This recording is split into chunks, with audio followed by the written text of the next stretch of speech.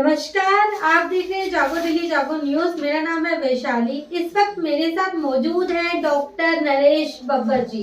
नरेश बब्बर जी MBBS है, MD जो है इंटरनल मेडिसिन से करी हुई है और सीनियर कंसल्टेंट है। एडवांस डायबिटीज सर्टिफिकेट उन्होंने जो करी हुई है वो करी है हार्वर्ड USA से, यानी कि एडवांस डायबिटीज सर्टिफिकेट इनको हासिल हुआ है। तो जब हम बात करेंगे इनसे, हम ये करेंगे कि जो डायबिटीज के पेशेंट्स हैं वो बहुत ही कॉमन हो गए। डायबिटीज इतनी कॉमन हो चुकी है कि आज बच्चों को है, प्रेग्नेंट वुमेन्स को डायबिटीज हो रही है। और पहले क्या था कि जरूरी नहीं था कि जेनेटिक हो, आज के डेट में जेनेटिक हो ना हो सबको डायबिटीज हो रही है। तो इसका कारण क्या है, इस विषय में आज हम नरेश बब्बर जी से बात करते हैं। देखिए जी, मैं आपको सबसे पहले आप सबका हार्दिक अभिनंदन करता हूं कि आप इस शो को देख रहे हैं और इस शो के से आप कुछ सीखना चाहते हैं। इसके पश्चात मैं बताना चाहता हूं कि हम उस महान भारत की संस्कृति में पैदा हुए हैं और आज हमें जो भी ये डायबिटीज तंग कर रही है उसका कारण हमारी अपनी संस्कृति से दूर हटकर पाश्चात्य वेस्टर्न जो कल्चर हमारे ऊपर इफेक्ट डाल रहा है वही सबसे बड़ा मेन कारण डायबिटीज का बन रहा है। कैसे कह सकते हैं कि वेस्टर्न कल्चर जो है वो इफेक्ट डाल रहा है? देखिए, हमारे घर में एक था कि सुबह नियम था जल्दी उठने का। मैं आपसे प्रश्न करता हूँ, क्या आज हमारे घर के बच्चे, माता पिता सब सुबह उठते हैं? क्या हमारे परिवारों के लोग सुबह सैर जाते हैं? क्या हमारी बहनें जो यंग हैं, क्या वो घर में खाना बनाना परोसना पसंद करती हैं या वो मोमोज खाना पसंद करती हैं? कोई भी ओकेजन है या खुशी मनाने का दिन है, छुट्टी है, तो खाना जोमेटो और कई जो बनाने वाले घर में, मैं उनकी बुराई नहीं कर रहा, तो अच्छी कंपनियां सर्व करती, लेकिन जो खाना बाहर से बना हुआ खाना घर में मंगवा के खाते हैं। या एंटरटेनमेंट का, मनोरंजन का सोर्स दिल्ली में क्या है? कोई सी फेस नहीं है। क्या कहते हैं, चलो डिनर करें, चलो आज खा लें कुछ जाके। तो ये सब चीजें खाने के लिए बाहर जाते हैं और जिसकी न्यूट्रिटिव वैल्यू और जिसकी कैलोरी वैल्यू जो होती है वो ठीक नहीं होती। खाने के बाद क्या करते हैं, घर आके बिस्तर पे लेट के मोबाइल देखते हैं, फेसबुक देखते हैं, यूट्यूब देखते हैं और क्या करते हैं, सीडेंट्री लाइफस्टाइल। तो मैं सबसे पहले प्रतिकार करता हूँ सीडेंट्री लाइफस्टाइल का। सीडेंट्री लाइफस्टाइल का मतलब है कि दिन में हम चलते नहीं हैं, हाथ से काम नहीं करते, योगा नहीं करते और रिच डाइट लेते हैं। तो इस सब चीजों का अल्टीमेट इफेक्ट क्या हो रहा है? इसका इफेक्ट हो रहा है कि हमारे शरीर में दिल्ली जैसे कई मेट्रो सिटीज हैं उसमें मोटापा बढ़ रहा है, ओबेसिटी हो रही है, ओबेसिटी से डायबिटीज हो रही है, जैसे कहते हैं डायबेसिटी भी बोलते हैं। तो ये एक बहुत बड़ा कारण है कि शुगर की मात्रा जो शरीर में है उसको हमारी पैनक्रियास से निकलने वाली इंसुलिन जो है वो उस पर प्रॉपर तरीके से एक्ट नहीं कर सकती, जिसके कारण से शर्करा की मात्रा हमारे ब्लड में बढ़ जाती है। और शुगर जो है वो शुगर हाई शुगर नहीं है, ये एक दीमक की तरह बीमारी है। ये हमारे पूरे शरीर में हार्ट फेल हो सकता है। मेरे आजकल कई लेडीज सांस फूलने पे आती हैं तो मैं पता चलता है कि उनको डायबिटीज थी, हार्ट फेलियर में आती हैं, उनके हार्ट का इजेक्शन फ्रैक्शन भी, कई बार आंखें दिखता नहीं है, कई बार किडनी फेल हो जाती है, डायलिसिस की जरूरत पड़ती है, पेशेंट कहता है भूख नहीं लगती, उल्टी आती है, पता चलता है यूरिया क्रिएटिनिन ज्यादा है, किडनी खराब हो रही है। इस प्रकार से पैरों के नीचे तलवे गर्म होते हैं, टांगों में काफ मसल में पेन होती है और सबसे बड़ी बात फटीग इंटॉलरेंस। जो काम हम पहले कर लेते थे और पहले करने से अच्छे से करते थे जी कोई थकान नहीं होती थी। जी बिल्कुल। वही काम अब हमें थकावट देने लगते हैं। तो इस ये सब चीजें होने लगती है। लकवा लगने का डर है, लेकिन आज खुला जमाना है।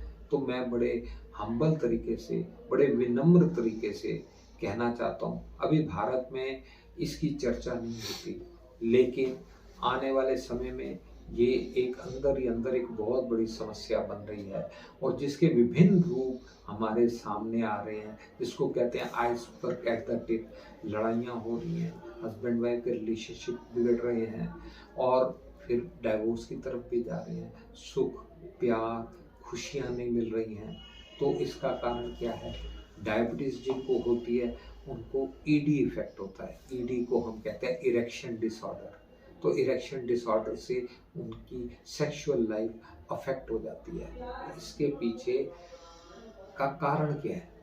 इसके पीछे का कारण तो ये डेफिशिएंसी, सेक्सुअल लाइफ की डेफिशिएंसी है। तो ये कैसे ठीक होगी? डायबिटीज कंट्रोल होगी। जब डायबिटीज कंट्रोल होगी तो ईडी भी ठीक हो जाएगी। और इसके बारे में चर्चा करनी चाहिए, डॉक्टर से बात करनी चाहिए। तो जो हम नहीं करते हैं तो ये है। अब जहाँ तक बच्चों का सवाल है, बच्चों में क्यों हो रही है? स्कूलों में वेट बढ़ रहा है।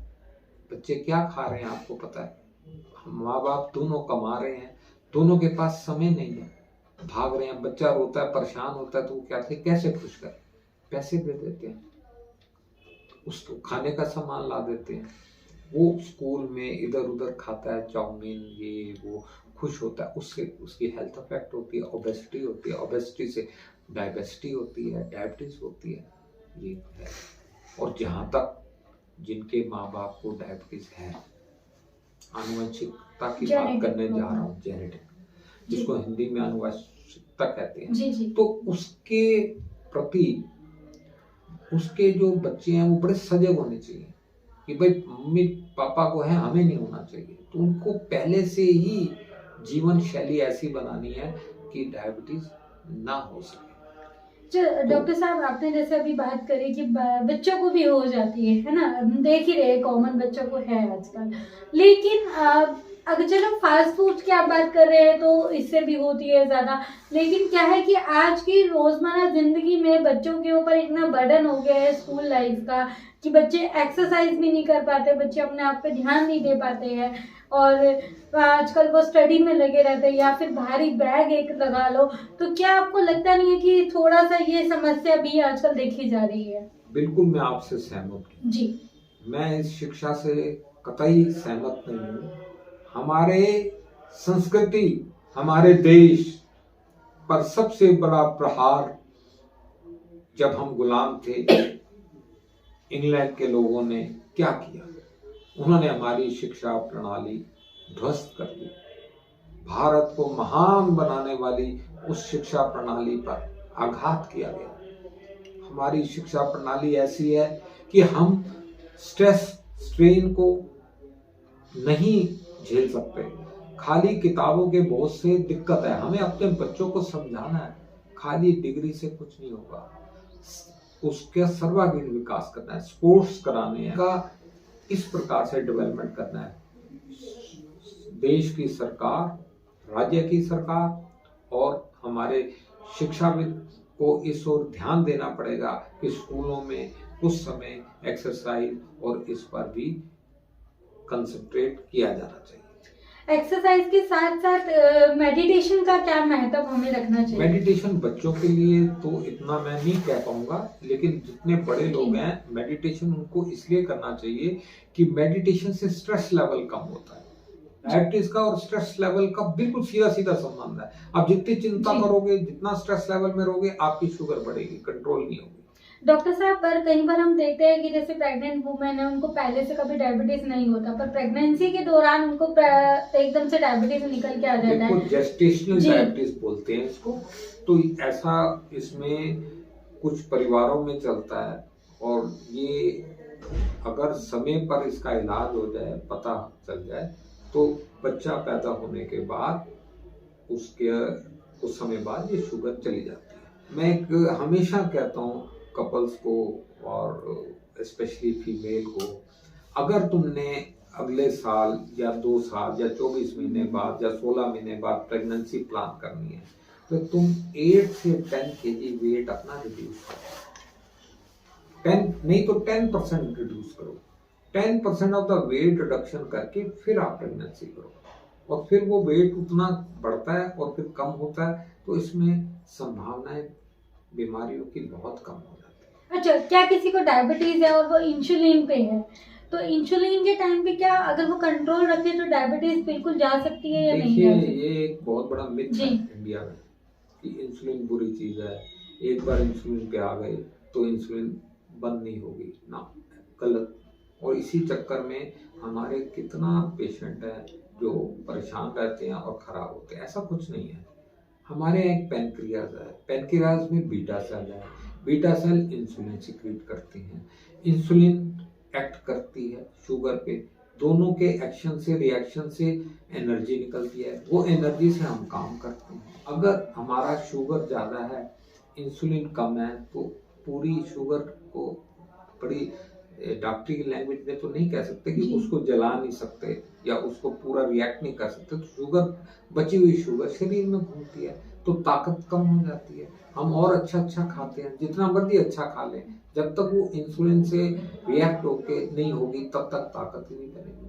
अब बीटा सेल 50% बीटा सेल मर चुके होते हैं जब हमें पहली बार पता चलता है कि हमें डायबिटीज है। हम क्या करते हैं, डॉक्टर्स OHA दवाई, ओरल हाइपोग्लाइसेमिक एजेंट, ये हम देते हैं। ये दवाई बीटा सेल को कहती है कि भाई आप करो, इंसुलिन निकालो, इंसुलिन निकालो, वो और निकालता है, और दवाई देते हैं, निकालो निकालो। फिर क्या होता है, फिर जैसे घोड़े को चाबुक मारो मारो मारो करते करते दौड़ते दौड़ते एक दिन घोड़ा बैठ जाता है। इसको हम बीटा सेल फेलियर कहते हैं। अब बीटा सेल फेल हो गया, अब क्या कहते हैं, इंसुलिन लगाओ। जब सेल ही नहीं बीटा सेल, इंसुलिन बनेगी नहीं, तो इंसुलिन बाहर से लगानी पड़ेगी। जब इंसुलिन बाहर से लगानी पड़ेगी तो फिर इंसुलिन हमेशा के लिए पक्की हो जाएगी। इसलिए हम कहते हैं इंसुलिन लगेगी तो फिर लगती रहेगी ना, गलत। हमें इंसुलिन को बीटा सेल फेलियर की स्टेज में नहीं लगाना, बीटा सेल को फेलियर में नहीं पहुंचाना। अगर हम बिगनिंग में ही, जब बीटा सेल में इंसुलिन बन रही है, हम तभी इंसुलिन लगा लेते हैं तो बीटा सेल को थोड़ा आराम मिलता है, उसको प्रफुल्लित होने का समय मिलता है। साथ में कुछ और दवाइयाँ अच्छी आती हैं जिनको देने से बीटा सेल फेलियर की तरफ नहीं जाता है।